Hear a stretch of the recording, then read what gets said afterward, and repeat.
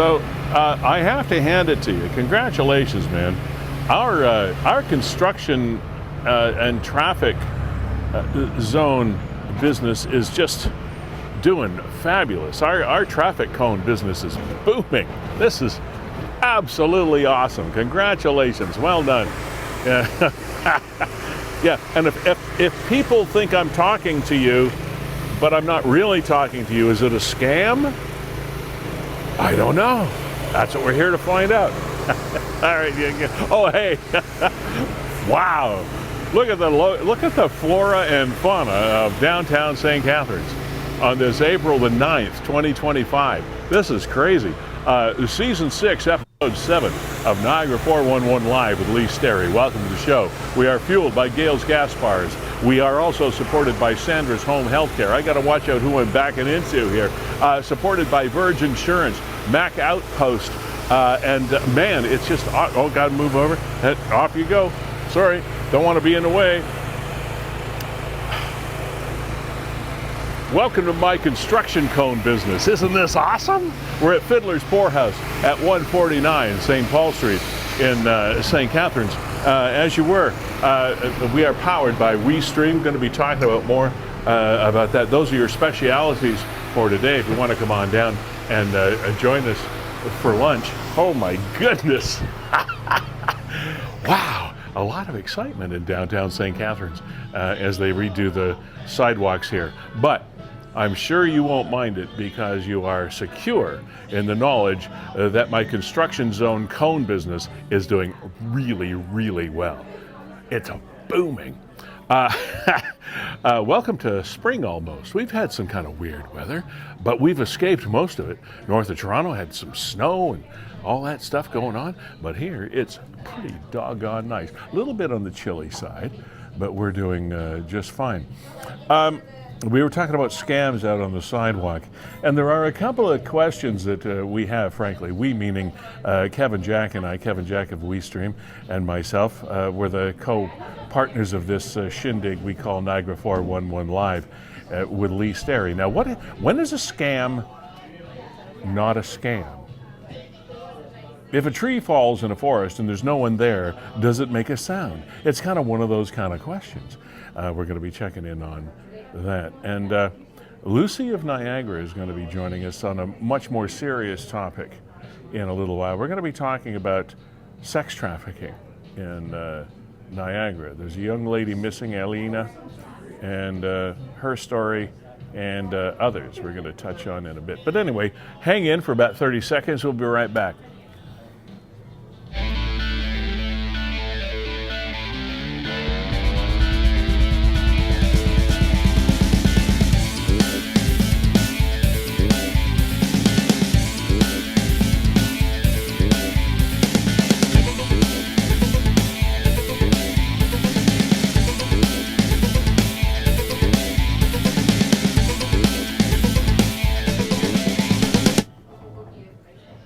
Ladies and gentlemen, we are back live.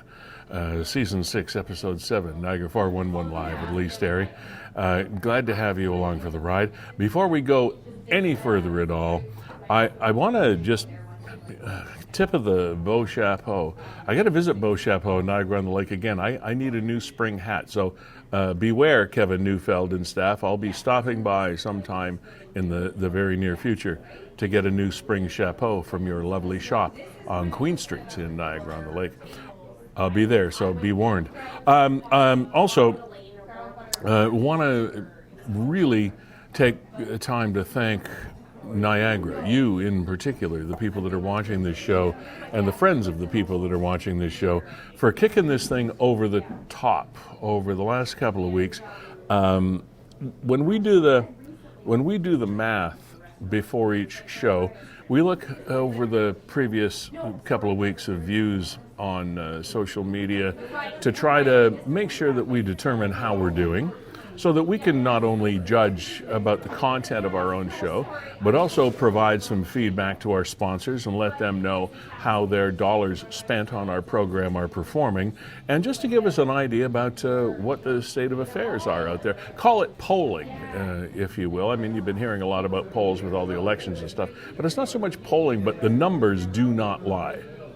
And over the last couple of weeks since we did our last show, from the beginning of the last show 2 weeks ago up to just early this morning, this program had reached over 200,000 people, 200,000 views. I don't know about 200,000 people. I don't want to relate it to people necessarily, but we've had 200,000 plus views over the last couple of weeks, over the entire show that we did last week, plus the individual pieces that we put up on In Case You Missed It posts over the course of the last couple of weeks on Niagara 411. And man, you've all of you have just done great work in helping us out and helping you communicate with your other Niagarans. So that I just wanted to say thank you for that and give you an idea about the fact that your participation is having an impact.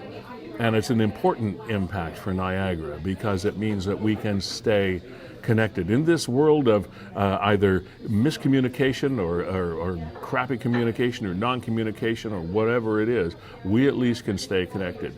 And we do so live here every couple of weeks. And it's just awesome. Now, in order to help us do that, there's something that we need to ask you to do. We're watching this program on Niagara 411 on Facebook. So we do a refresh, if you would, that little arrow, that little squiggly arrow. So do a refresh on that, and then you'll see that we are actually streaming this program, courtesy of WeeStreem and Niagara 411. Then if you hit share, if you would do that for us at the bottom, and then the screen will come up. You don't have to say anything about it. You don't have to comment. Just hit the share now thing, and we're done. And that really helps us continue to connect you with each other and us. So again, thank you for that. And it's just been it's been a great ride as we head into this seventh episode of season 6 of the program. And again, Gales Gas Bars, Sanders Home Healthcare, Virgin Insurance Group, Ace Alignment, Mac Outpost, thank you so much for your continued support. That, ladies and gentlemen, on the right side of your screen is Kevin Jack. Yeah, good day, Lee. And yeah, what a great show we had last week. And you are right on those numbers, over 200,000. And one thing about this program, as we always tout, it is very unique. I don't know of any other program that exists where at any time anybody can dial into the program. And somebody's done that now. And I'm going to bring her on here because I've asked her via chat whether or not she wants to be a guest or she's just here to watch the show. Somebody named Olive and Splash. All right. Do you want to come on the show? You're on right now. You just unmute yourself. Hey, how are you? Hey, I'm great. Hi. No, so I didn't have intentions of coming on the show. I came across your post. I follow you. I'm actually out of town, but I do follow you. And I just came across the post. There was this link to this Zoom. There was also some information on your post that I found interesting, and I just wanted to see what this was about. So I'm not trying to be a guest on your show. I just wanted to see what the correlation was. Well, so I'm not sure if I'm even in the right. You already are on a guest on our show, and thanks for being here, Olive. You said you're out of town. Where are you? I am in the Halton region. Halton, okay. So what is it you wanted to know? How can we help you? Oh, I just saw your post on the music awards and an individual sharing their story at the music awards.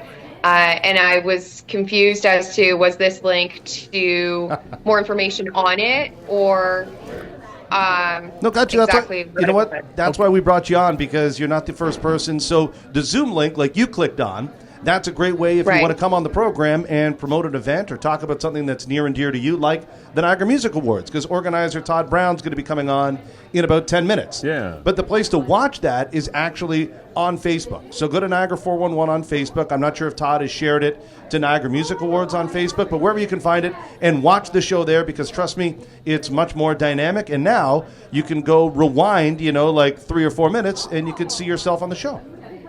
Okay, amazing. Thank you so much for having me. And you look great, by the way. Thank you. Yeah. So, and thank you for being a little bit of a guinea pig for us, because that shows everybody else that's watching this how easy it is to interact with the program. If you're watching this and you have a question or a comment, all you've got to do is do exactly what she did and click on the what Olive did and click on the link, and there you are. We can have a conversation. It's that simple. You don't have to wait for an invitation. You don't have to wait to have a really compelling story. It's not like you're trying to dial into NBC or something like that. It's just us, and that's cool. And thank you, Olive. That is just awesome to do that. So, Kevin, we were talking about. Let's before we do that, because she brought up the Niagara Music Awards, we'll talk about our guests. Coming up at about less than 10 minutes from now, Todd Brown is going to be joining us. Todd is the organizer of the Niagara Music Awards that are coming up, and Olive and you will be able to find out all there is to know about Niagara Music Awards, Niagara Region's largest musical awards show, annually recognizing the best talent in the Niagara region. Red Carpet Gala is April the 13th. And this, of course, being the 9th, that's about 6 days from now. 7 days from now, 6 days from 7 days from now. 9th, 4 days it's from Sunday. now. It's Sunday. It's coming up. Sunday, yeah. Obviously, my math skills are why I got into broadcasting. Happening at the Sheraton Fallsview. So, Todd's going to be joining us in a bit. Also, as I mentioned, Lucy of Niagara is what we're referring to this lady as. You may be familiar with the missing 15-year-old in Niagara. Her name is Alina, and this was the catalyst for the conversation between our show and Lucy, who's going to be joining us, because Alina is still missing. There have been many stories of potential sexual trafficking rings that have been operating in and around Niagara for, years now, but it's sort of achieved a new notoriety, if you will. And Lucy is a woman that we were in contact with and was in contact with us. She's older now. She's well into her prime years, middle of her life. But she says she was a victim of sexual trafficking in the 1970s, and we're going to hear her story. I'm fascinated. I can't wait for Lucy to join us to fill us in on what her life was like and give us a glimpse into what it might be like today for these people that are involved in this. So those folks are going to be joining us on the program as the day goes by. Now, Kevin, as we were alluding, and I'm going to finally come full circle back to the beginning of the show, because we went off in a few different directions there. But when is a scam not a scam? As they say, if a tree falls in a forest and there's no one there, does it make a sound? If a man makes a decision at home and he's alone, his wife isn't there, is he still wrong? These are universal questions that we have in our lives as we go through them. Now, here's something. I don't know. This has been making media posts, not just on Niagara 411, but it's been on Niagara 411, but it's been all over North America. We've been seeing this stuff. So here's the deal. Here's the post that came up on Niagara. Possible violin scammers at Sobeys in Port Colborne.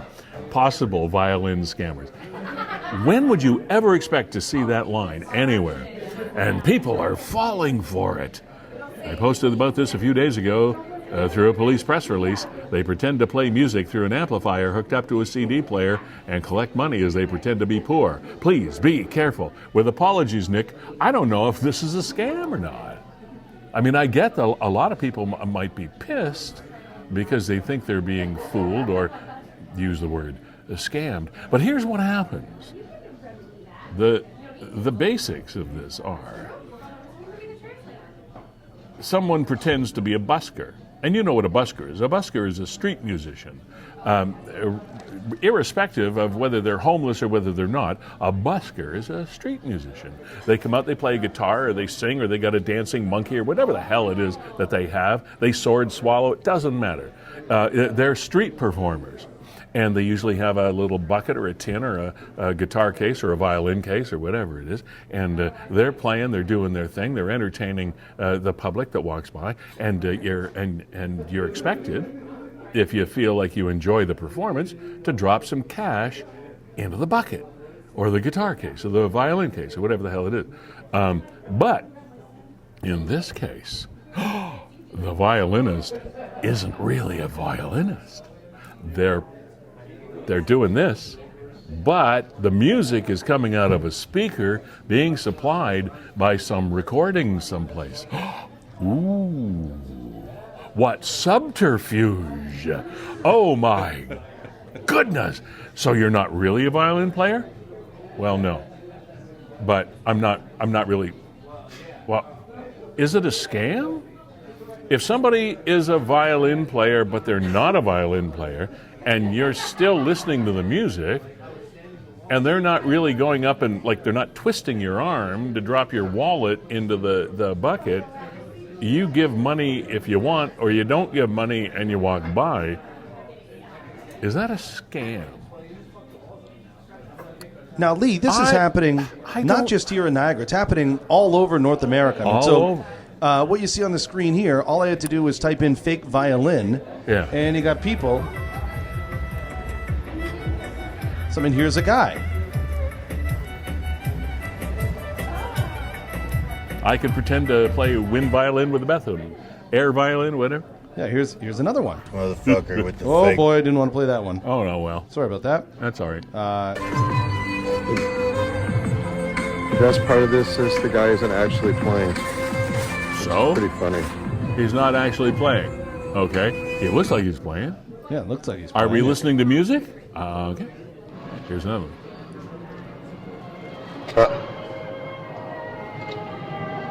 Well, there's another one. We'll see. We don't know where these are coming from. I mean, show a little passion, though. I mean, put some life into it. That guy wasn't really even coordinating. No, he wasn't even trying. His string movements with the song. You gotta try. Put some passion into it.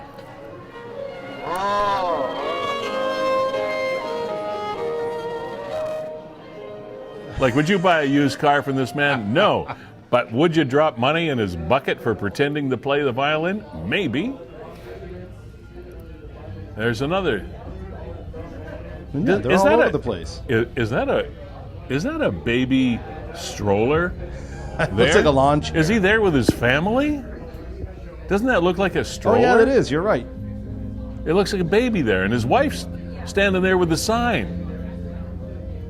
So do these guys all go out and buy violins with never the intent of playing them? So here's you can go to a hawk shop and buy an old violin. So here's a guy that kind of confronts the guy. Okay. Amazon Sheets is paying $20 an hour. Somebody can give you the no. You're walking there. They're probably paying $15-20 an hour. The people he can call me. Listen. They can call me. Listen. They can call me. You gotta leave, brother. Like, this I love it. isn't right. You gotta leave, brother. You're faking You're it. taking money from people. This is all fake. If somebody can like me, give me. This is all fake. Okay, you don't give me. It doesn't matter. If you're faking, you're pulling on people's hearts, playing fake music that you're not actually playing. You're asking for money, and you're not doing nothing but playing music on your phone. So, I'm sorry. I love it. I pay for my family. I go to a job. Bro, you're not playing. Am I You're not wrong, playing or that. is this just funny? The question is it a scam? Of course it's not a scam. They're not pretending. Well, they are pretending, but you don't have to give them money. At Target right It's here. not like they're hijacking your car. That motherfucker is not playing no fucking ball. Oops. Sorry about the that. language. Yep, sorry about that. But whatever. It's live and it's on the internet, so nobody's going to see Is it. this the fake violinist? It's everywhere. It's all over the place. Here's another one. is this the fake violinist? This guy's at least giving a bit of a performance. Well, they're trying. There's a sign. There's something. Every little bit That's the helps. same dude that got busted. He's not even playing it to the right part. And there's get some money. Oh, God bless. So is it a scam, Lee? I mean, I've heard violin people. I mean, I could see. In the world of horoscopes, I'm a Libra, so I balance things out. I see both sides of just about every story. I can see why people feel scammed because they think this person is putting on a legitimate performance, and at least they're, as they used to say, singing for their supper. They're playing for some compensation, but it's pretend. But they had to buy the speaker, they had to get the recording, they had to set it up, they have to have a power supply, they had to buy a violin. I mean, there's an investment here. They made an investment in this little performance that they're doing. So they're not standing like at the Fairview Mall with somebody smoking a cigarette, wearing a brand new pair of Nikes with a sign that says, anything helps. Well, how about stopping smoking and you'd save yourself a whole crap load of money and then you wouldn't need my money. I never contribute to those people. At least the violin people are giving it a shot. They're trying to do something here. I agree with you. I used to say, you know what? I'll give money to somebody who's trying, and I'll give more money to somebody who's trying poorly. Yeah. You know, it's like hey, you know what? At least you're hammering away on a guitar or something. Try. You're trying. Yeah, I could see right through that magic card trick, but you're trying. At least you're out here trying. Now, these people, you know what? You ever been to a parking lot or a subway or something like that, and it's just filled with violin music? It's quite nice. Many times. It's quite nice. I've been in some of the best busker subways in the world, and these people are really good musicians. Now, they don't fall into this category, but anyway, man, there's another scam that may not be a scam happening around Niagara we'll get to later. Todd Brown, ladies and gentlemen, is the organizer of the Niagara Music Awards that are coming up on Sunday. Todd, welcome to the program. How you doing? You can see and hear us okay? I can, yes. Thanks, Lee. And Okay. as a married man of 26 years, I can tell you that whether your wife's there or not, she's always right. Yeah, you're always wrong. It doesn't matter whether... I hear you, yeah. So it's great that we're having the Niagara Music Awards back on track this year. It's just super. First of all, tell us about you. Why are we talking to you? You're the organizer of these. How did that happen? Oh, well, that's a long story. I don't know how long we have booked here. Well, but, we got a couple of weeks. Okay, perfect then. This started way back in the 5th year, so somebody else started the Niagara Music Awards, and then we took it over in year 5. There was quite a movement in downtown Niagara Falls on Queen Street back then for the arts and culture. And I am a businessman, and I think it's important to give back to the community. So way back then, I funded a thing called Northern Empire Studios.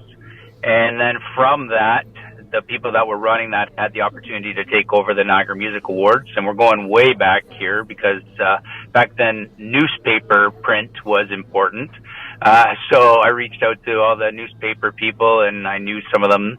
They said they would support us, and so we took it over, and we've tried to grow it over the last, 9 seasons, but we took a hiatus there since COVID. Yeah, right. But so we've been running it for 9 seasons now. I know math wasn't your strong point. I was listening earlier, so I don't want to confuse you. You caught that, did you? But yeah, so we've grown it up.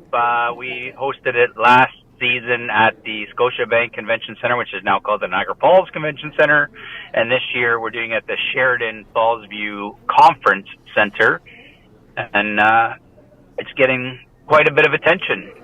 So tell us about the awards themselves. How did the nominations happen? How does the judging happen? What's the sort of DNA of the awards themselves? Yeah.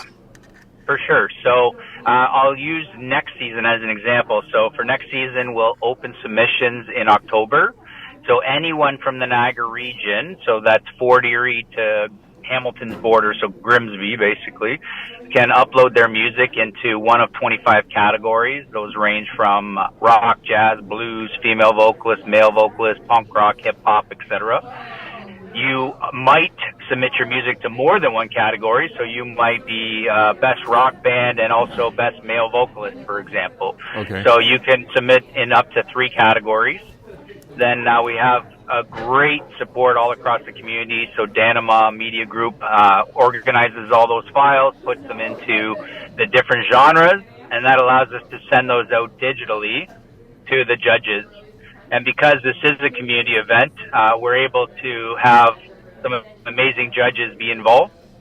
So, and they're all genre specific. So, like, you know, just to give you a couple examples, in the past we've had Pete Fisher do country, for example, right? He ran the Grand Ole Opry for years and years. And we've had Murder Beats get involved with the hip hop. And I mean, so it's all very significant people that have succeeded in their specific genre that are giving us that feedback. And then we come up with a list of nominees. We announce the nominees. All of the nominees get a complimentary ticket to the red carpet gala, so there's no charge for them. And then we gather the music community together. There'll be about 500 of us at the event this year.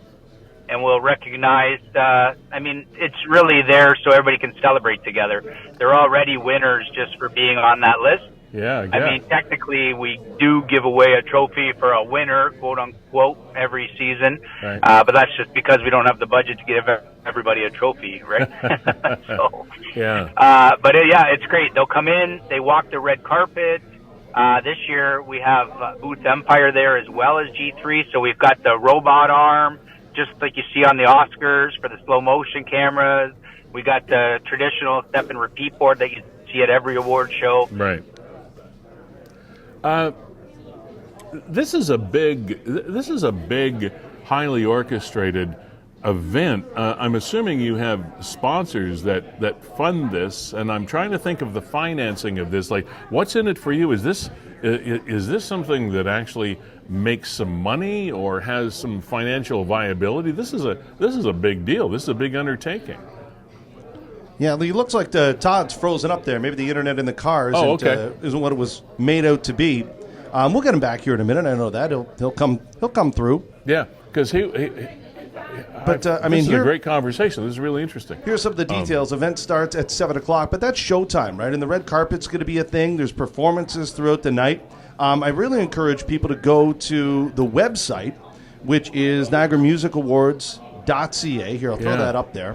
Yeah, because the public can attend this, right? It's NiagaraMusicAwards.ca, and you can also sift through all the nominees, and it's really cool. And as you know, we here at Niagara 411 Live with Lee Sterry, we are big supporters of local music. At the end of our show every single week, we feature music from a local Niagara artist and their music video. So for the next little while, I will literally be pulling from the NMA lists. All of these nominees, that have what a great music idea, videos Kevin. and what have you. We'll be featuring them. And you know what? Looks like we got Todd back here. So I'll let him. Oh yeah, sorry guys. Pick it up from I'm there. not a technical wizard, but I don't know what happened, but we are back. That's okay. You and I can be ignoramuses in math and technology. That's okay. Yeah. So what I was asking you before we lost our connection is how the funding for this works, because this is not a small undertaking. How do you put that all together? Yeah, well, so we obviously have a lot of support through the community, and we're grateful for that. And we definitely need more. So the truth is that what happens every year, Lee, is we usually fall pretty short, and I write a check, if you must know. Okay. So that comes out of my company.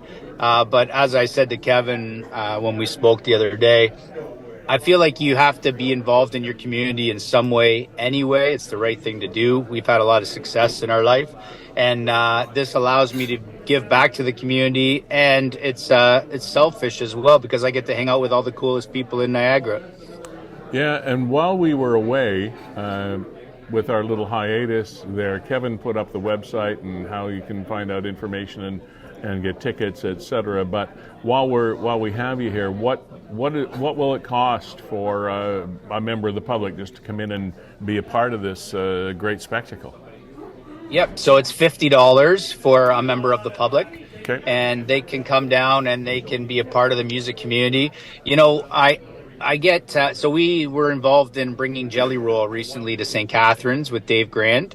And I get all kinds of messages about people that want to spend $200 or $300 on a ticket and say, you know what, if I could only just go and see these things for $50 and be involved in the grassroots, et cetera, et cetera. And now here we are. So this is your opportunity to be involved. This is not a talent show. This is not like something you'd see at the mall. These are world-class musicians. Stefan Macchio is flying in from LA to be part of the event. He's going to perform at the Red Carpet Gala. He also has an event at the Avalon on Friday night. We're recognizing Rez this year. She's on Deadmau5's label. We've had Deadmau5 down to the show. I mean, the list goes on and on and on.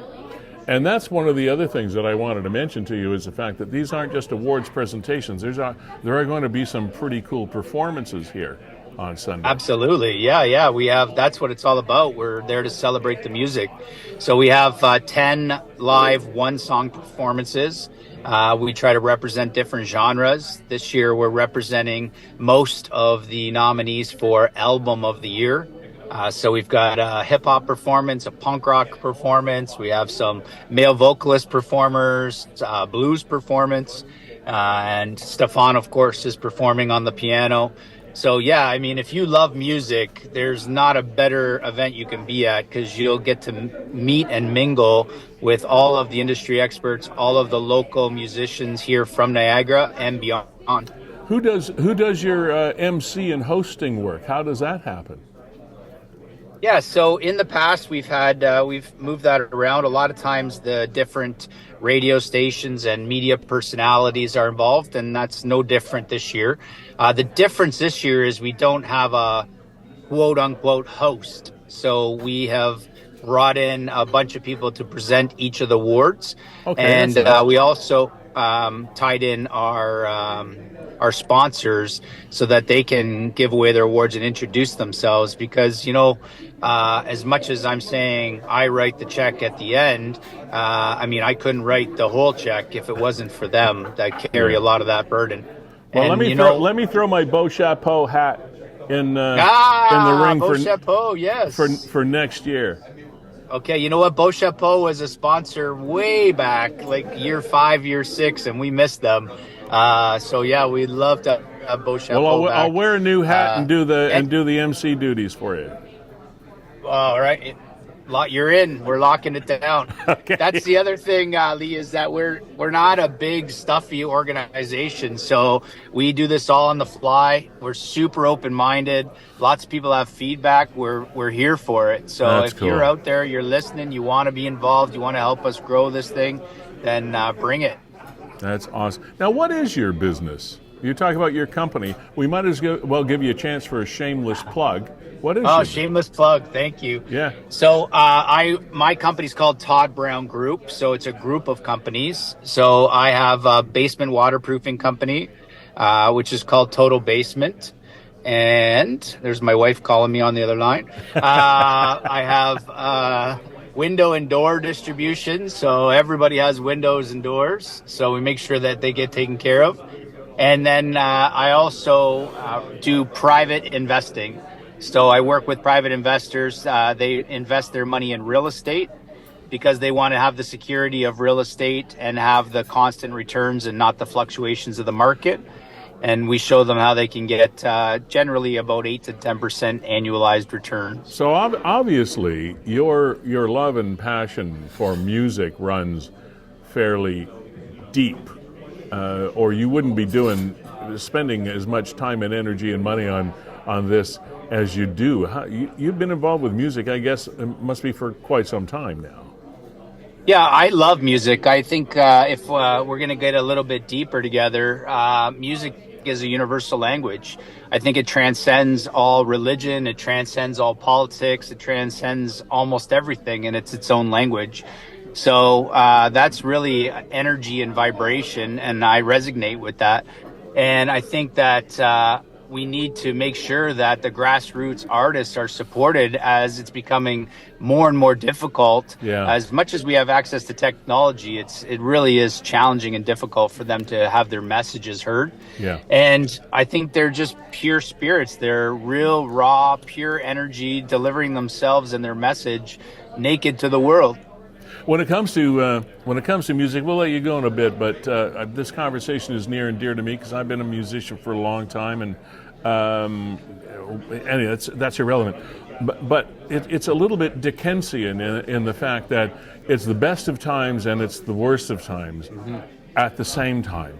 The best of times because technology gives artists and musicians an opportunity to really expand their message audience quickly, and yet on the other side of things, the revenue generation opportunities are so complex and so much under the radar and so much different than the old label diagram of the past. Yep. That it's hard to make a dollar out there. It's hard to cut through because the messages are so many and they're so extreme and they're so varied and diversified, and the revenues are so tight. Man, it's tough to be an artist and make a living. So when something like this event comes along to highlight these folks, kudos to you. Great work. Oh, well, thank you so much, Lee. I really appreciate kind words. And we run everything on a motto of together we accomplish more. Yeah. And so I think that there's a lot of silos happening in Niagara. There's a lot of energy that everybody's pouring in. And when we can bring that energy together into one lens, then it amplifies everybody's message. So that's really what we're trying to do, is bring all the eyeballs to one location, and then they can find what they're looking for from there. Okay. And I mean, we just doing our small little part, right? Once a year to try to bring those eyeballs. I mean, these guys and girls are out there hustling every single day, 24/7. Todd Brown, thank you very much. Congratulations on keeping this thing alive. Good luck. Have a great show and have a lot of fun on Sunday.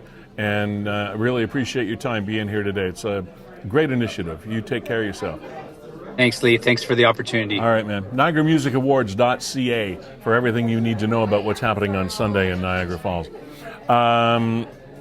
Sorry, Kevin. I mean, we can just sort of wax philosophic about these things on and on and on when you get into the artist culture. And for that many people to be coming to Niagara Falls for this kind of event on Sunday, it's a big deal. Yeah, and kudos for Todd, right, for saying, hey, if I'm going to be successful in the Niagara region, part of my success has to include giving back, and he loves music, so that's how I'm going to do it. Yeah. So good for him, man. Like you said, you know what, I'm writing a check. I'm the one holding the bag, and that's what I do. That's how I give back, and it's pretty honorable. And that's what, and those are the things that keeps musicians and artists away from communities. A lot of, like, okay, you say I'm going to get paid, but how am I going to get paid? He underwrites it and says, you know what, for whatever we don't make, I'll top it up, and we'll make sure that everybody is looked after, and that's awesome. That is really, really good.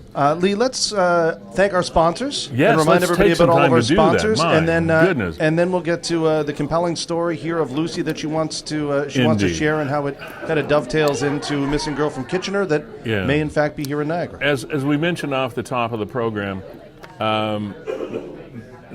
this show has taken on proportions that we did not expect, and we thank you for participating in it just by watching and participating and sharing the program when you can, and we appreciate that. Gales Gas Bars, this is where the rubber really hits the road for us, the people that fund this program. We're not like NASCAR. We don't have 800 labels of sponsors all over the place. We're not like a lot of radio and TV stations where we take a break every 2 minutes to play 4 minutes of commercials. We have a limited number of sponsors, and that's where we leave it, and that's the way we like it.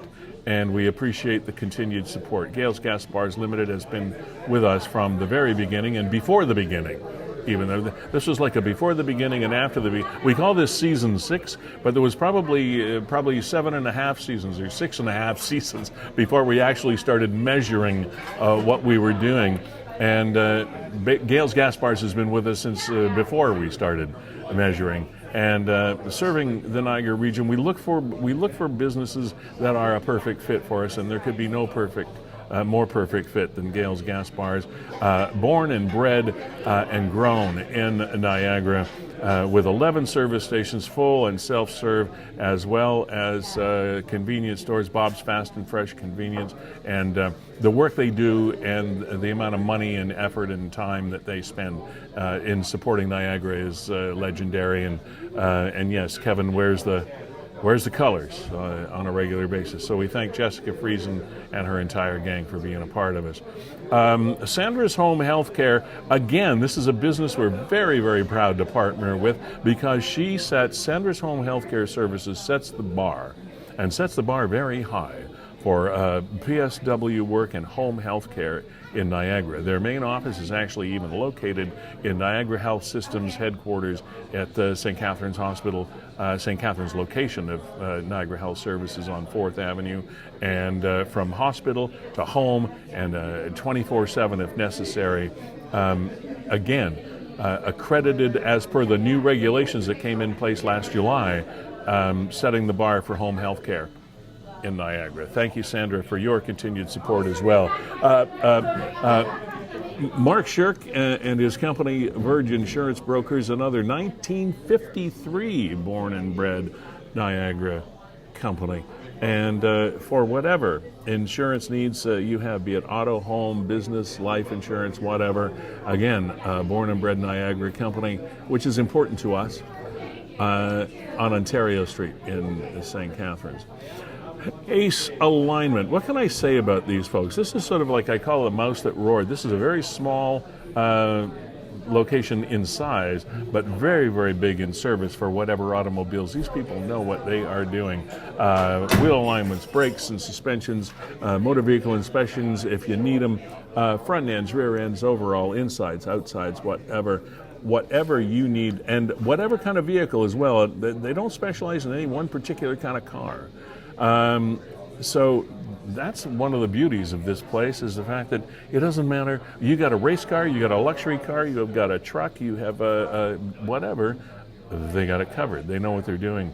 Owner-operator Janice O'Purdy, thank you for your continued support. Head mechanic Darren Miller, senior mechanic Matt Crompton, on North Street in St. Catharines, just off Geneva, behind the police station. It's kind of tucked in back there. They know what they're doing, believe me. And there really is only one way to describe our next sponsor, Mac Outpost, is everything Apple. And while it sounds simplistic, that's a big thing. They're an Apple-authorized reseller and service provider located in St. Catharines, and that really kind of undersells it there, that little line. What really describes it is everything and anything to do with any Apple product ever, software, hardware, training and operations system, support, whatever it may be. Mac Outpost has the goods. Sean, the owner, and Derek, the head tech out there, the head geek, and I say that in the nicest possible way. Everything possible that you could think of that you might want to know about an Apple product, it's there. It's on Lake Street in St. Catharines in the Dollar Tree Plaza, across from Dawn's Lighting there where the Tim Hortons is, in the north end of St. Catharines on Lake Street. So, and they've been around since 1998 doing this. Kevin, we are blessed to have such wonderful companies in the Niagara region, and that this handful of great ones support our program. It's just awesome.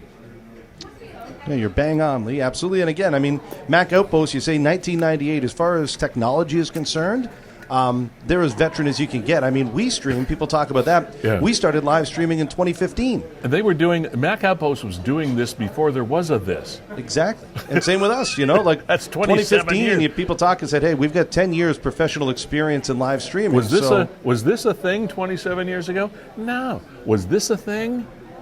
Like, whatever that They've is. seen it all. I mean, I bet you they even know what to do with the DOS prompt. Yeah. You know. Yeah. So anyway, it's pretty darn let's, cool. And we have a teaser. We may have a pretty exciting sponsor to announce in a couple of weeks. I can't do it right now because the I's aren't dotted and the T's aren't crossed. But we had room for one more sponsor, and I think we've got one of the good ones coming on in a couple of weeks. So and Kevin. Again, first before I go here, I want to mention Nick at Niagara 411. The Niagara 411 News and Information Facebook page. We have a loose partnership with that page. We are not the same. We're not operated the same, but we do share resources. We do share comments. We do share space. We are streaming on Niagara 411 every couple of weeks, for which we are able to share information and viewers such as yourself with Nick. So hi to Nick. That partnership has been awesome for both of us, I know, and we're just pleased to be here. Nick's mom, thanks for watching. And of course, WeeStream, ladies and gentlemen, before we put too fine a point on it here, Kevin Jack and his partner Brandon Scram, 10 years now or so? Yeah, 10 years live streaming, and we do all kinds of different things. I mean, people think live streaming, what is it? Well, we just helped the Denturist Association of Ontario with their annual general meeting because, like a lot of organizations, they had people attend in person, and they also had people attending virtually, and they needed to mesh all that together. So we brought in technology physically into the room to make sure that it was smooth between the virtual attendees and the people in the room and all the votes and everything like that. So we were in Toronto for that on Friday morning. We're working with the Ontario Volleyball Association. Next week, we're helping out the town of Lincoln as they have their State of the Town address coming up in on the 20th. So lots of stuff. And if you need any of those services, by all means, get in touch with us down here at WeeStream. And so great job, by the way, on all of the Ontario Volleyball Association coverage you did last weekend. It was just, that was exciting. It was very cool. Yeah, thanks very much. Incredible athlete. Yeah. Now, Lee, I'm going to draw people's attention to a spot here that they probably don't know on the Niagara 411 page. Mm-hmm. And if you go under more, you'll see that there are, well, you can't see it on the screen. There you go, that there are mentions. Sure. Okay, so if you click on the mentions, and this is where people tag Niagara 411 and hope that Nick can share. And came across this post from Julie, and that brings us into our next topic. Right. My friend Julie's daughter is missing. Please share so we can get her home. Niagara 411, can you please share this? Which, of course, Niagara 411 did. She may be in the Niagara region area. Alina, this is originally from the Waterloo areas where she lives or lived. 5'6", etc. Anyone with information is encouraged to contact police or to remain anonymous. Waterloo Regional Crime Stoppers, and that is Alina. Right. That is there. Alina, right there. And Lee, I'll share with you another post that her mother put up, and that kind of sets the context for our next interview. Yeah. From Julie Swatsky, girls, if you can see this, please reach out to any one of your family members, your aunt, your grandparents, your dad, myself, or any of our friends. Please, no one is angry with you. No one is going to condemn you. This is not your fault. We just want you to come home. Alina, 5'6", an athletic build, long curly brown hair, as you saw in that picture. And there is, as a result of these posts and subsequent comments, etc., as you can see by that sign, there is a belief or there is a suspicion that perhaps Alina has been caught up in the sexual trafficking world, if you want to call it that. And there's another girl there that was missing as well, Sophia, age 17. Which leads us to how the connection was made with our next guest, Lucy of Niagara, and she joins us out of her own volition because she wanted to shed a light, even a brighter light, on this topic that we're discussing. Lucy, hi, how are you? Can you see and hear us okay? Yes, you can. Can you hear me? Yep. Okay, great. First of all, thank you for putting yourself out there and coming in and talking to us. When you were chatting with Kevin earlier in the week, a number of days ago, you mentioned the fact that you were yourself a victim of this trafficking world in the late 1970s.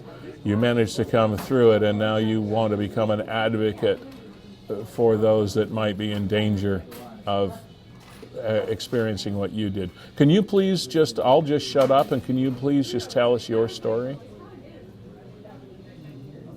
Okay, first of all, I'd like to mention, I got to mention Crime Stoppers because they came to my building a couple months ago, and they showed what the meaning of human trafficking is. When I was younger, I was really being persecuted because I was with these people. It was really bad, and I was thought of as bad. But when I looked at what they meant, the meaning of human trafficking, then I thought, hey, I was human trafficking, didn't realize what it was called. There was no name to it, you know. There's no 411. There's nothing when it happened to me. So I said to the one girl, I said, well, we need to talk. So I talked to her, and she says, yeah, you've been through it, and you didn't even know what the meaning of. Anyways, So let me interrupt. I was going to say I was going to stop, but I'm going to interrupt. So at the time you were going through this, it didn't have a name. You didn't really have a sense necessarily of what was happening to you. No, but the people in the city where I was, when they saw who I was with, they all, like, at the time, apparently he was considered a pimp. And I thought, you know, like, I didn't go in this willingly. I ran away from home, and my foster sister had introduced me to this guy. We both ran away from the group home, and she said, he'll take care of you. And at the time when I went with him, then when I walked around the city, they looked at me like I was dirty. Meanwhile, I didn't want to be in this thing. It was a scary thing because he was very, very threatening, this guy. Right. I was only about 17, and I couldn't go back home because I was in an abusive adopted home, and then I ended up in the group home, and I wasn't happy there, so I took off with my friend. Unfortunately, I listened to her because she had already been with this guy. So I was 17, and apparently when the first night I was there, they gave me now we call it date drug. There was no name for it then. They put it in my beer, and I wondered why I felt funny after it happened. And then all of a sudden I'm unconscious, and I wake up, and I knew that something had happened to me, but I didn't remember because I was right out of it. And then they told me I couldn't leave. And you were 17 at the time. Yeah, and it was very scary, and I couldn't leave. And they said, well, because you're a foster child, the cops will look for you, and you're going to be in trouble and all that. And they gave me all kinds of scary things, and you have to stay with us. So I was including my foster sister, the guy that was with, and then, of course, then he started introducing me to other people. It's a very, very scary time. Where were you at this time, Lucy? I was in the area of Fort Erie. In the Fort Erie area. Yes, and this is late 1970s. Yeah, this was actually 1978 to be exact. And so you had been you'd run away from home, or you didn't work out with your parents. You were in foster care, and then you were in a group home, and it was after or while you were at this group home or after that you fell into this lifestyle. Yeah, my foster sister said she had lived in Fort Erie. She knew this guy, and she said, let's run away from here, because she was in the group home with me, and I didn't realize how much trouble she was until later. And so I left with her because I wanted to get out of there, because we were way out on the farm. I couldn't go, just the next door and say hi to somebody, so I went with her. We took off, we hitchhiked, and we ended up in Fort Erie. We ended up this guy's place, and it was crazy. It was just so you were at a place in Fort Erie with how many other girls were there? Well, just me and her. Okay. And he just had two of us at the time, and he told me he would, if I had left him, that he would kill me. He had a 9mm gun. He was going to kill me if I even left the house. And so he was forcing us to go steal, shoplift, and all kinds of stupid stuff. And then he was bringing men to the house, and we were going to men's places, and We were all over the place. Did And then I tried to leave the one time my foster sister threw me against the wall. You can't leave. so when you know? realized that you couldn't leave, Yeah. how did you feel and what did you do next? Well, I was scared, so I scared. I think the one day I thought, well, Caden, everybody seemed to be out for a little bit. I thought I'll take off and I'll go to the cop station, which was a about a block down, I think, maybe a block, maybe not more. So I went to the cop station and I talked to a cop and he said, "Oh yeah, right, whatever. Yeah, it's your word against his, whatever." They laughed me off. They laughed me off at the time and thought, you know what, you're telling a story, because at the time this wasn't considered seriously.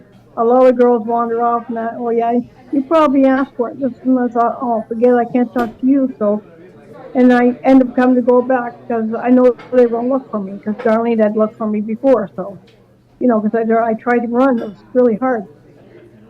So law enforcement did not take this as a serious thing. They just thought you were just another runaway from home, and it wasn't a big deal for them.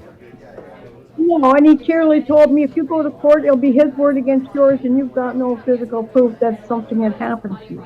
So you might as well just go home and forget about it and go back. And I thought, oh, great, wonderful. So wow. I eventually I had to stay there for I don't know how long. It really got bad because every time I tried to leave, his name was Sonny at the time. He said he would beat me and threaten me and things like that. And I finally, I went down the road in Port Erie somewhere. There was another road I went to, and I said I can't go back there. And so I got a ride with this other stupid me. If we're stupid when we're younger, and unfortunately, abused kids that were abused in their homes or foster homes or whatever, they tend to go to another abuse because that's all they know. And unfortunately, I picked up another guy who was almost as worse as, in fact, he was worse than him. He just got out of prison. Him and his wife, they look like a nice older couple. So they said that to protect me from him and that I wouldn't have to deal with that anymore. But unfortunately, he was worse than the other one. Wow. So that's how I got away from him. Okay. And how long were you with this first dude in the Fort Erie area? How long were you there? I think 6 months to a year. And in that time, you were basically sold to the highest bidder whenever. Pretty well, yeah. And I was going to several guys. They were going from house to house, and the one guy he had 7 kids, and I remember him saying, "I don't want to hurt you. Just don't tell him I didn't do nothing to you." He was very nice. He made me breakfast, and he said, "I'm not going to tell him. We're just pretend I did it." And wow. He was actually one of the most decent. He says, "I hope you can escape." And then they picked me up. Okay, so, wow. All right, so let's go forward now that you've moved to this guy, then you got into another situation that was no better. How did you finally extricate yourself from this life? How did you move on? There was something, when I was with the second couple, it was actually a couple that actually practically kidnapped me, because the ones I stayed with them. They kidnapped you? She was scared of, and I couldn't go to the cops because at the time people were saying I was prostituting, so I thought, oh, they're probably going to put me in jail for prostitution, which I didn't know the idea of prostitution. I didn't know that was consent. Now you know it's consensual, but I wasn't trying to prostitute. I was forcing this stuff, so I was scared of the cops. I was scared to go to anybody. I didn't have anybody to support me, so I had to stay with him. And the second guy, he just got out of Millhaven. He served 11 years. At Millhaven? He had already killed one guy.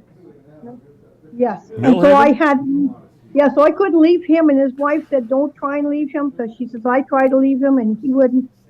Anyways, eventually I kept fighting, staying with him, because I realized I was in a worse situation. And for some reason, I don't know, I think it's God or somebody, he told me, I don't know why, I can't keep beating you up. I can't keep doing this to you. I don't know why. I want to kill you, but I can't. Just get out of here. Just get away from here. So he let me go. He actually dropped me off and let me go, and I end up I went up back in my area, Welland and Port Coburn area where I grew up. And I end up finally getting away from him. But unfortunately, his wife didn't leave him like she should have, and she overdosed. So that was a really hard time for me. But for some reason, he just felt I can't keep. Something about me, he just couldn't. I don't know. He actually said to you, "I want to kill you, but I can't." Yeah, he says, I don't know why. There's something about you, and you're the first one that I just can't. And I found out that after I left, I talked to somebody else, and he apparently went after somebody else at that and hurt him. I don't know if they killed him, whatever, but he ended up going to jail again. So this is where the justice system is not good either. These people that get out. Yeah. You know? Well, the reason I made a big deal out of Millhaven is I lived in the Kingston area for about 10 years, and Millhaven is probably Canada's most notorious maximum security prison. Yeah. So well, if you're doing time in Millhaven, you're not a good person. No, he's not. He did time in Kingston. Then after Kingston closed, he moved to Millhaven. I found that out after my foster mother told me later on. She said, you got to be careful. He just got out of Millhaven, and he was in Kingston. He was during the riots in Kingston. He was there for that, too. Wow. So it was kind of a real mess. But when fine company you were keeping there, Lucy. You know what? Because I was stupid and I was scared and I was abused so much that, unfortunately, a lot of kids that run away, they don't know what's normal, okay? Yeah. Because when I was a kid, my adopted parent, my children apologized to me when I found my real mom because I was adopted. They said I shouldn't have been in that home. My adopted mom used to beat the crap out of me. I ended up having a social worker having to take me out of the home. She took me right in her car. She saw her hit me. She says, "Gotta get out of there." I don't know how I was put in that home because my adopted mom even tried to kill me when I was a kid. I had a real bad childhood. Wow, yeah, you did. I can't imagine. And the fact that you came out the other side of this is, to me, the fact that you're not in prison yourself is, at this point, is amazing. Yeah, I mean, applause. I don't know. We can't wrap our heads around this. Okay, so... You know what? I had a good social worker that told me. I guess so. That told me you can either break the circle or you can help somebody, help get out of it yourself, and don't be violent, because I was starting to get violent myself. And I guess that's what brings us to, I could listen to you talk and your story for ages, because it's just and we think of our little home of Niagara region as a sort of safe harbor. When you're talking about places like Fort Erie and Port Colborne and Welland and these areas that you experienced this, is we can't ignore the fact that this stuff happens in our own backyards, even if they're small backyards. This stuff, and you said you were a couple of blocks from the police station in Fort Erie. Yep. Like, we cannot ignore that this stuff happens. No. Unfortunately, it's so simple. How can we help? What's the message that you want to send today? What do you? Pardon? I want to say to all those out there who are thinking of running away or thinking of they're not happy in their homes, be careful who you get help from. Be careful don't get rides with strangers, people you don't know. Please don't do that. Please don't talk to strangers. Go to the police or go to somebody who's professional and tell them you're not happy with it. Don't think that and even if your friends got friends that, oh, come on, my friend will help you. No, don't do that. Don't do that. Go to the police or somebody professional that knows. Was it the social worker, Lucy, that eventually turned you away from the cycle and got you into a different kind of life? At some point, you must have made that transition to where you are today. Well, what happened was I was in my foster home. This is before I got into the human trafficking. She took me away from my adopted home because my adopted mom kept on being trying to nice to the other social workers. They would make visits, and she pretended she was nice. But this one social worker did a surprise visit. So she couldn't put on her false front like I'm a nice mother. She caught her hitting me. She said, "Get in the car. I'm going to take you with me." Now, she told me some stuff But unfortunately, I couldn't. I didn't have her anymore. I was in my foster home. I had another social worker, which wasn't so great. And that's when I met my foster sister, and that's when we took off. But I always remember what she said: don't get angry. Don't start hitting people just because you got hit. Go and get some help. Do the opposite. Do the opposite. And I swore I would help other people. I didn't want people to get hurt the way I got hurt. Wow. I don't know. It took me some time to think about this. It took me a long years. It's been 47 years. Leah and Lucy, it's Kevin. I know you can't see me here, but we saw there was a gentleman behind you there that is obviously providing some strength to you through this interview and probably in your life as well. Is he? This guy here, he's got to be a rock for you. I don't know what role he plays in your life. Yeah, I wondered about him. He's my second husband. Actually, my first husband died. It was my first husband that helped me get some counseling. My first husband, he passed away a couple of years ago, and he was a Christian, and he helped me get into church, and he helped me get some stuff and get some real counseling. And I had a pastor that was good I had a pastor that actually took me in his home, and I stayed with him for a while and got some real good counseling. I finally got some decent counseling with people that really helped me. So But it took a while. Sorry? Pardon? No, go ahead. It took a while. I was very violent. Well, I even threw a clock at the pastor because I didn't want him talking to me. I was so violent and so angry because of all the stuff that happened to me. Well, it would take a long time, I would think, for you to trust anyone. Yeah. Even to this day, if somebody's walking behind me too much, I'm constantly turning my head like, you're too close to me. We began this conversation, and this conversation and interview came out of the fact that 15-year-old Alina is missing, and not the first young girl to go missing, and also Sophia, age 17, was also included in that post. Have you chatted with the families of these girls, or Alina's family, or whatever? Have you reached out, or have they reached out to you in any way? I have no idea how to reach them, but I would love to talk to them. I really would like to talk to them and let them know that, it's sometimes families blame themselves, and it's not their fault it happens. It could happen anytime. It could happen in the school.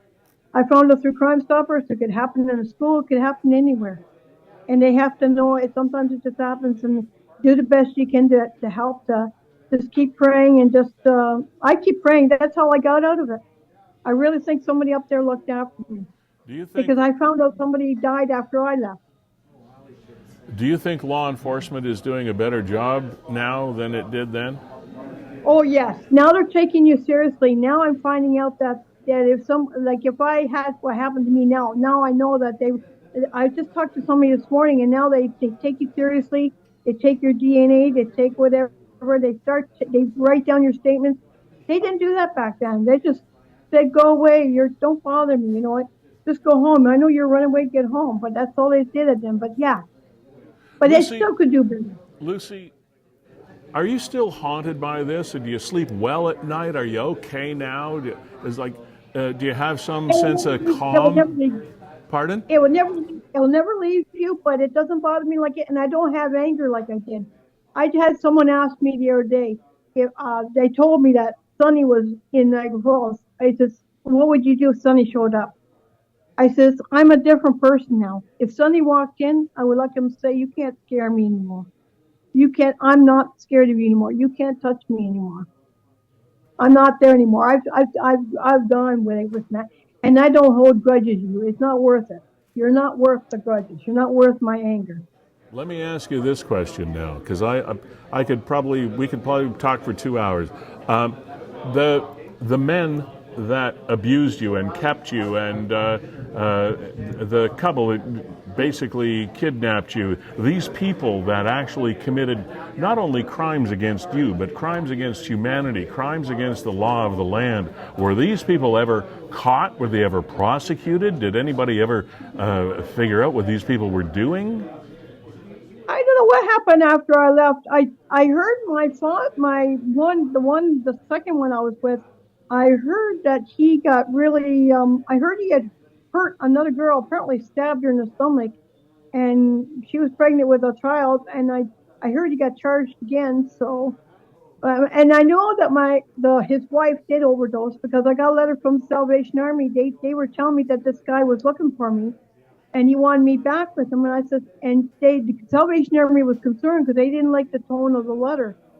And I said, no, I don't want to be back. If he comes near me, I'm calling the cops. And they told me that his wife had overdosed, and he wanted me back to be like his wife and do what he was doing again. I said, no, if he comes near me, I'll call the cops, and I know his record, and he'll be back in jail again. So that's the last I heard about him. But the other one, I heard the last time he was in Hamilton somewhere, but he'd be in his 90s now. That's why another reason why I can speak up, because you know what? Now I'm not worried. Wow. Lucy, your strength is amazing, legendary. I don't know how many people could have gone through what you did and come out the other side to be the person that we're talking to today. So God bless you. Thank you for sharing your story, and hopefully the message gets through that if someone is struggling, if a young girl is struggling, or a young boy for that matter, but this seems to be a young girl thing, this human trafficking issue, is ask for help, reach out, ask people, find help, because God forbid that people have to live through what you through, because a lot of people couldn't live through what you did. Well, I had a breakdown over 20 years ago. I did end up in the hospital for a while because I did a breakdown, but then I came out of it. And I said, no, I'm not going to let this defeat me. I'm going to help people, and I'm not going to let it defeat me. I'm not going to let myself. So I even went down to the detention center and helped there for a while. Did some volunteering. And how healing is that? Yeah. How healing is it? You know? Face your fears. Thank you for being here. Thank you so much. Well, thank you for letting me come on. I finally wanted to speak about this for 47 years. Well, you can use us as a sounding board anytime you want. You just reach out and we're here, okay? Okay. Thank you. Thank you.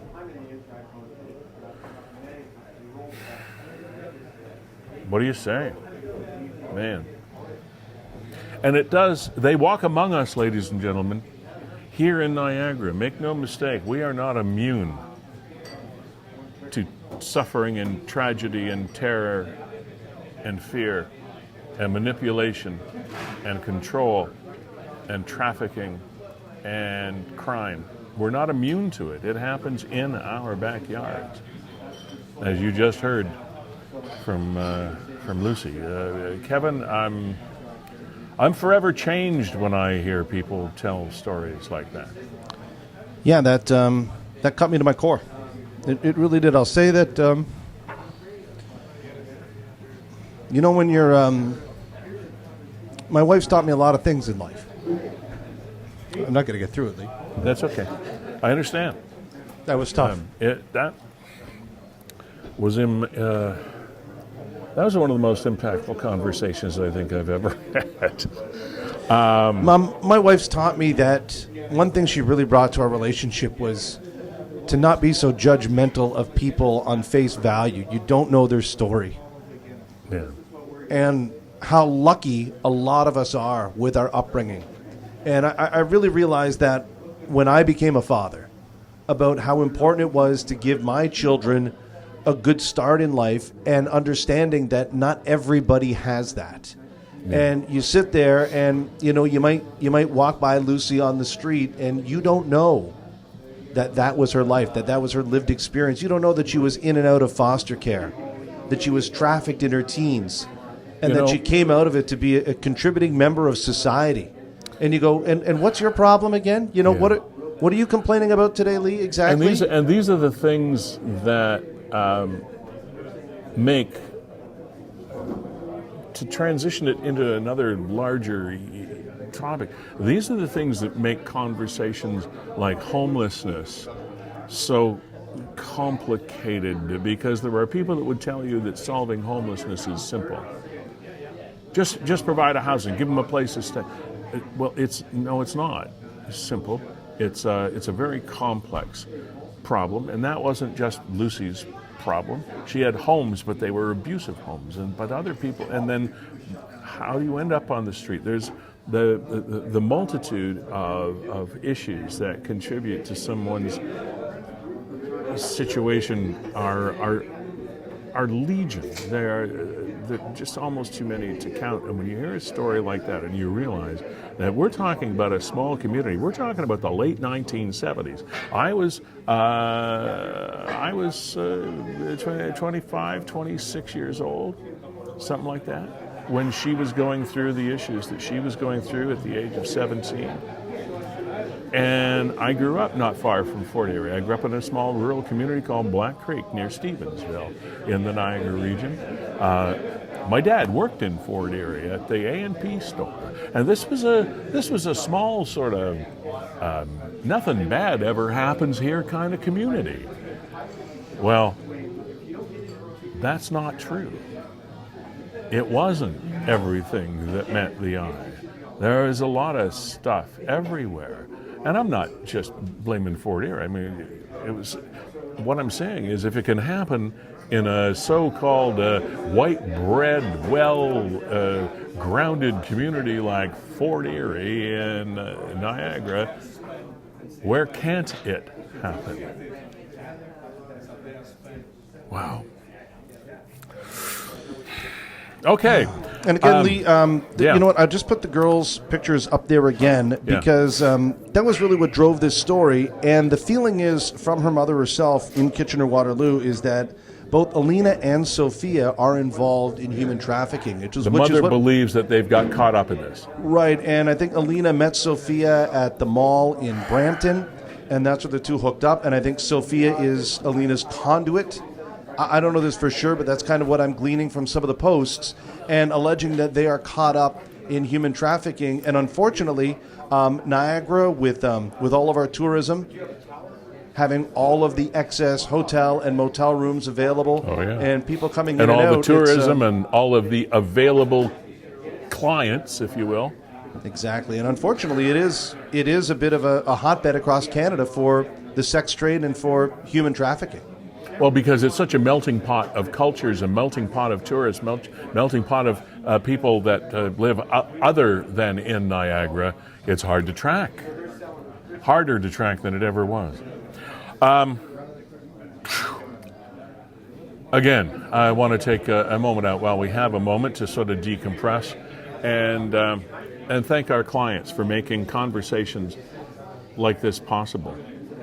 Because without the people that sponsor this program, we wouldn't have been able to keep it alive, and we wouldn't be able to bring you impactful conversations like that and information like that to hopefully protect the young people that you value in your lives. Gales Gas Bars, Jessica Friesen and her gang, thank you so much. Locally owned and operated for over 3 generations, 50 plus years of serving Niagara, more than 11 gas stations, self-serve, as well as full-serve Bob's Fast and Fresh convenience stores, 4 of those or 5 of those around Niagara.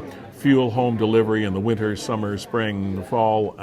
When the going gets tough, they get going as far as the petroleum industry is concerned here in Niagara. Thank you very much for being our headline sponsor for these 6+ seasons of the show. Also, Sandra's Home Healthcare. And you know what? When we talk about family, and we just heard Lucy's story, there's nothing really more important than feeling that your family is looked after and cared for properly and not abused, etc. And when it comes to home health care, that's a big deal, to make sure that there's someone in your life, if they need the care, that they're getting the proper care when and where they need it. And especially at home, where it is becoming so much more necessary these days as our population ages 24/7 if necessary. Sandra's Home Health Care Services setting the standard for PSW care and others here in Niagara.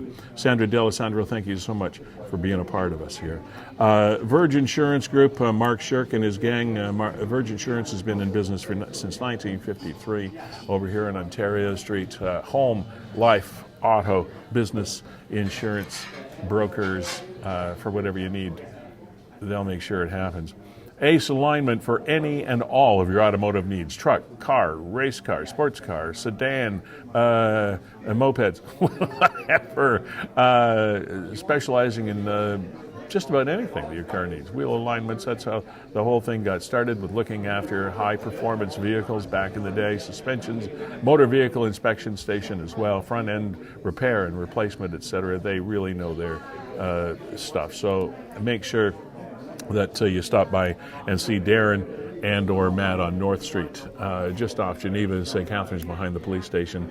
And Mac Outpost, Sean, the owner, Derek, the head technician for everything Apple, be you iPhone, be you MacBook, be you iPad, be you whatever.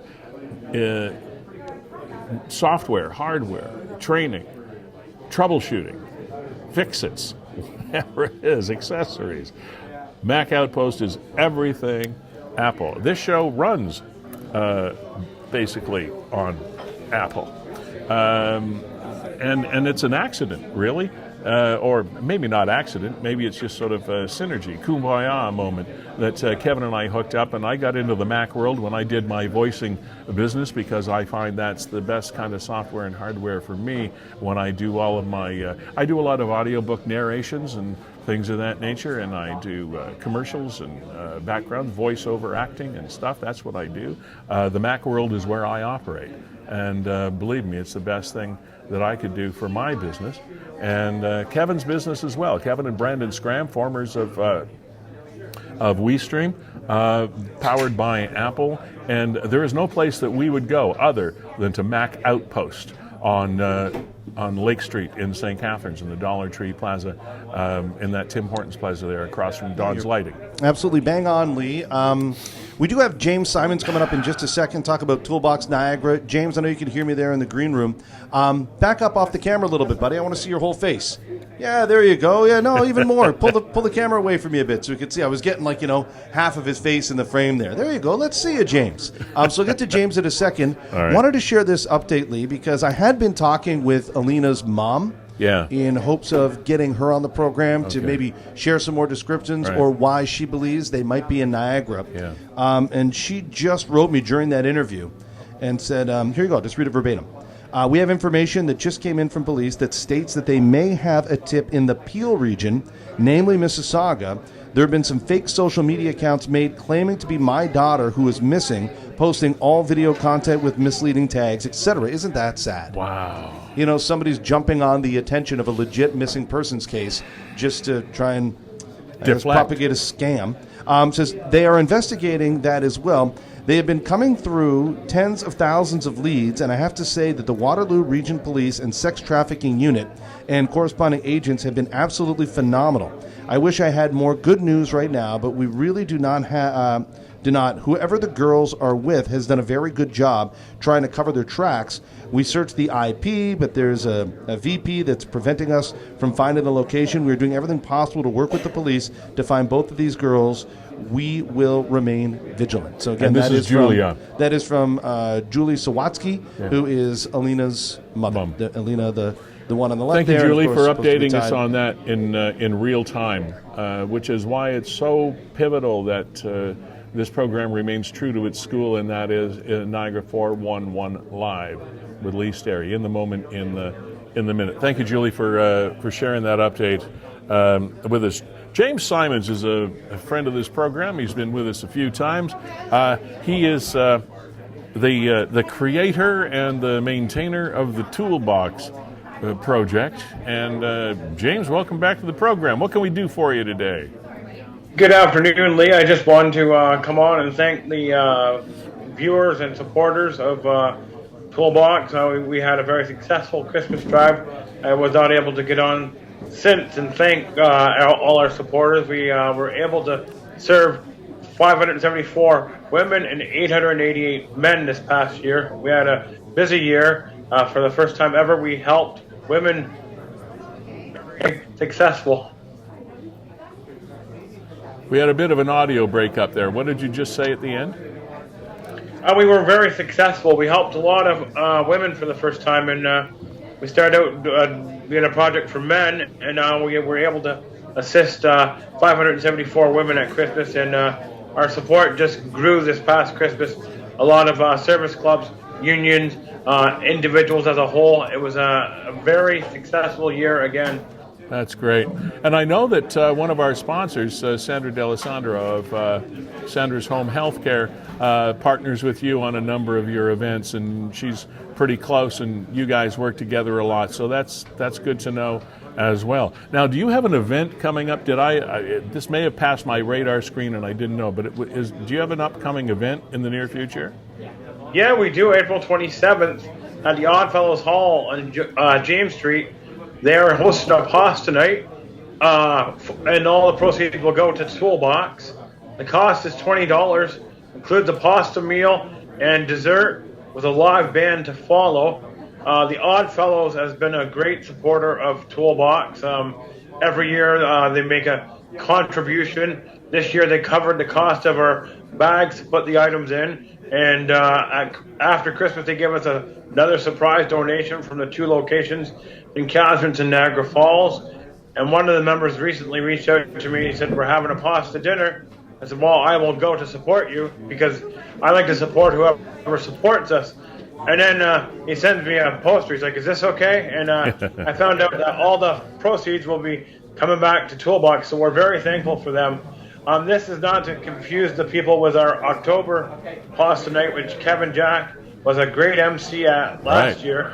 Yeah. That will be happening on October 30th.